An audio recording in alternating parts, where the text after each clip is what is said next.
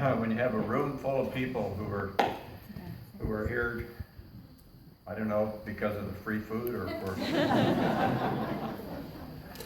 my friend Lou here, he said, just keep it down to 10 minutes.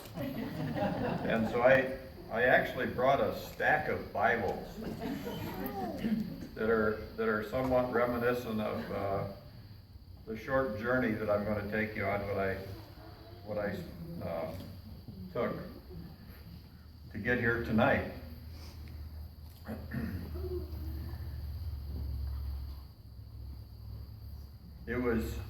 It's really good that you're all here. I really appreciate it. Not very many people who have been blessed like I have with such good friends and family that I am with you, with all of you.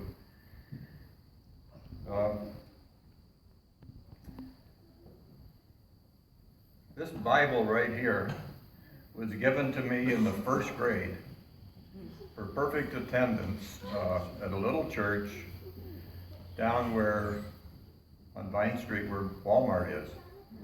And little congregational church. And I lived clear to the other end of 337th Street, which is probably maybe a mile.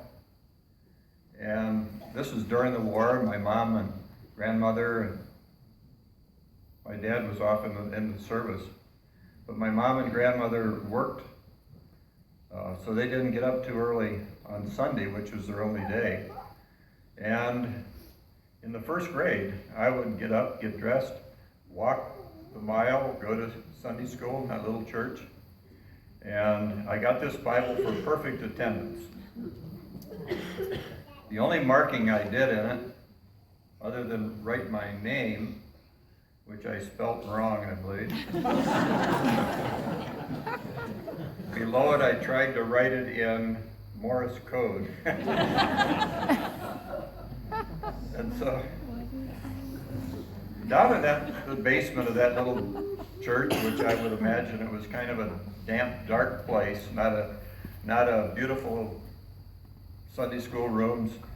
You know, the tradition of the day was put the kids down in the basement and don't pay too much attention to them. But apparently there was some caring teacher who loved me. And she taught me all I needed to know for the rest of my life. And that one truth is, I'm sure we sang it, Jesus loves me, this I know, for the Bible tells me so. And so she created a Jesus-sized hole within me that could never be filled with anything else but him. I didn't know it at the time, but he was watching over me, loving me, and I had an aha moment this week. You know, I've read Genesis 1 and 2, you know, the beginning of the Bible.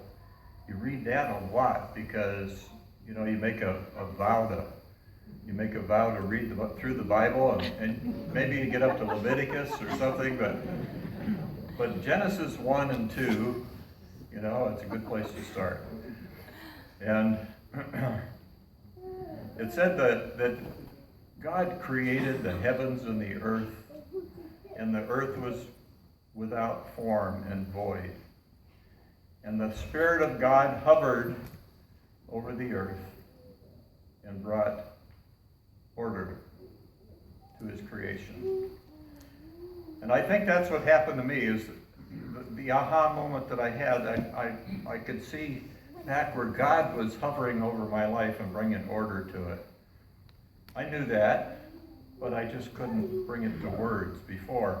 But the Spirit of God hovering over my life, until at some point I was able to fill that Jesus-shaped hole with Jesus himself.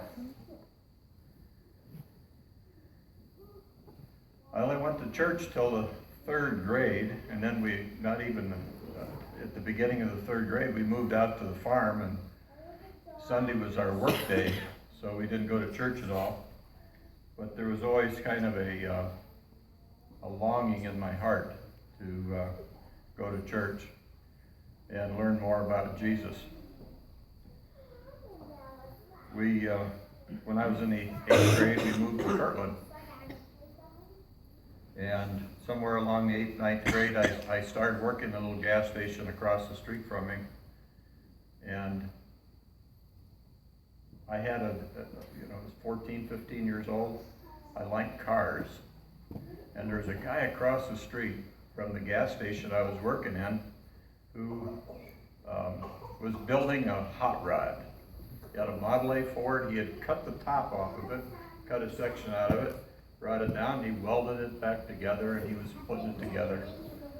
And I went over one day, and I just walked up behind him. I didn't realize at the time he only had 5% hearing. So it wasn't too hard to sneak up on him. So I walked up behind him, and he was cutting the windshield. He was working on this thing, to my house. and he Don't stay to my house. go along, and I said, "Hello," and he whoop, like that, and he broke the windshield in half. But that was an oops moment. But I hung around there quite a bit. He was pretty friendly, as most car people are. They're always anxious to show you what they're doing. And even if you're a pest sometimes. And it turned out that little encounter changed my life. Because as I was hanging around over there, Ida used to come over delivering eggs, because that was her grandmother's house, and her sister was this guy's wife. And the funny part of it was, I didn't notice her too much. I was too interested in the car, but she happened to notice me, and they had a dance coming up.